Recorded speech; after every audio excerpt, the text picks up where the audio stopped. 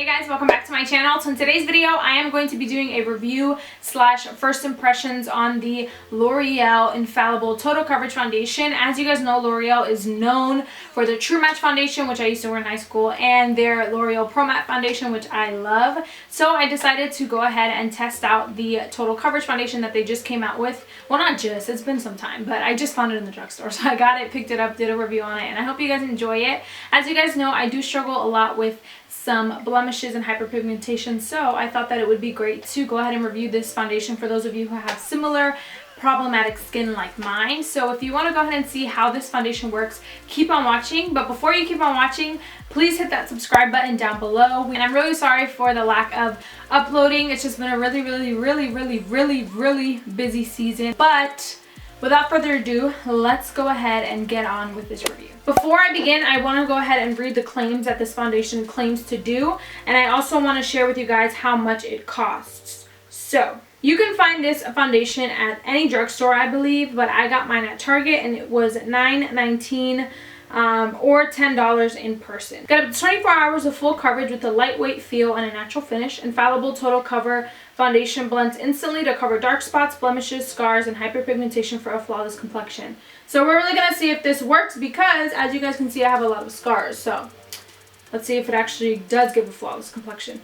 The foundation is formulated with high-load pigments for full coverage and is enriched with aloe gel. The formula glides on and feels fresh all day. It will create the perfect canvas for flawless makeup application. Up to 24-hour total coverage, weightless feel, the new pro look of longwear. For best results, buff into skin with Infallible Blend Artist. They're just trying to get you to buy more L'Oreal products. So this is the shade 305 Natural Beige, and I do believe that it does fit my shade. So we're going to go ahead and see. I'm going to go ahead and apply it. I'm going to do this side with a beauty blender and this side with a brush. So let's just, actually this looks a little dark. Let's see. It's not runny at all, as you can tell. Like it's literally really thick. I'm going to go ahead and buff it into my skin with my beauty blender. And I'm just gently patting it on.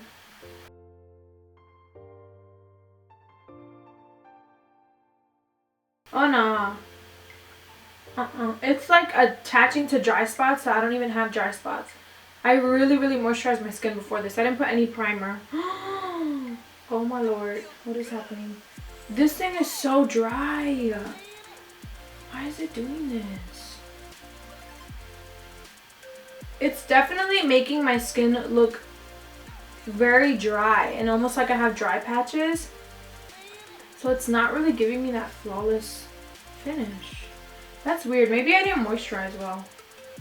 I don't know. I'm going to put more to see how... I definitely have to build it up. But I was expecting something completely different. I thought it was going to be more of like the Estee Lauder kind of feel, where it's kind of runny but highly pigmented. High coverage, because it does feel really demi matte. So when you place it on the skin, your skin has to be very hydrated in order. I feel like it has to be very hydrated in order for you to get that flawless finish. Here, like this thing looks like so cakey. We're gonna do this side, and what I'm gonna do is I'm gonna go ahead and spray my face to give me some of that moisture, some more moisture, to see if the foundation works better that way. So I'm just gonna get my MAC Prep and Prime, and I'm gonna spritz this all over this side of the face. I feel like that would potentially make a difference, and if it does, I'm going to do this side all over again. And then I'm just going to kind of buff this into my skin with my beauty blender. Of course, the brush that I'm going to be using is the Morphe M439. Now I'm just going to buff it in.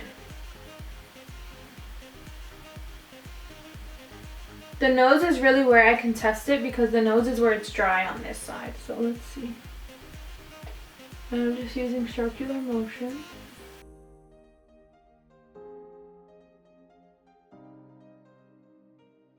Yeah, this side is so much better, and I think it's because I sprayed the MAC Fix Plus. Sure, so I'm going to go ahead and zoom you guys in so you guys can see the... Okay, so as you guys can tell, on this side of my face right here, it's very dry. Then on this side, I don't have any dry patches on my nose here, and it looks a lot more flawless, and I don't have any like... My skin doesn't look webby, if that makes sense. My skin looks a lot more textured on this side, and I don't have as much coverage. So I'm going to go ahead and finish the rest of my face. This side of my face, the bronzer did apply very muddy. I don't know if you can tell, but It looks super dark, super muddy. I don't know if it's the brush I'm using or what, but I do feel like it's clinging onto my foundation and it's not being applied seamlessly, which I usually like. So this side went on much, much, much smoother. I don't know what it is about this side of my face, but it doesn't like me or something. Alright guys, so a few takeaways on this foundation. Number one, it gives medium coverage, not entirely full coverage. I could still see some of my blemishes seeping through the foundation. Number two, it does not do well with simply no primer or no moisturizer. You must prime, you must moisturize before applying this foundation, or else it's going to attach to dry patches you don't even have, or it's going to make your skin look super, super webby. Number three, it doesn't do extremely well with bronzer, as well as I am used to my foundations doing. It does get a little bit muddy, the bronzer, and I'm not sure if it's because I didn't set my face enough or what. And yeah, those are my final thoughts. Overall, I do think that this foundation is worth $10. You are getting what you pay for, so it's not like an extremely high-end brand where you're gonna get like flawless skin. Although it claims flawless skin, I don't think it gives flawless skin. I still see a little bit of my scarring that seeping through, which doesn't happen with my high-end foundations like my Estee Lauder Double Wear foundation and the other ones that I own. So that is it. I hope you guys enjoyed this first impressions, and if you did, please don't forget to give it a thumbs up, subscribe if you haven't already, and I'll see you in my next video. Foundation, this is the Maybelline. No, this is not the Maybelline. But this is just my first impressions and how, dang girl. Oh. So let's see if it comes out. I feel like it's gonna come out gunky. Oh. Sounded like it farted. And this is the Total Coverage Infallible. Alright guys, so we're gonna go ahead and start off with the review. The first thing I'm gonna do. This is so weird.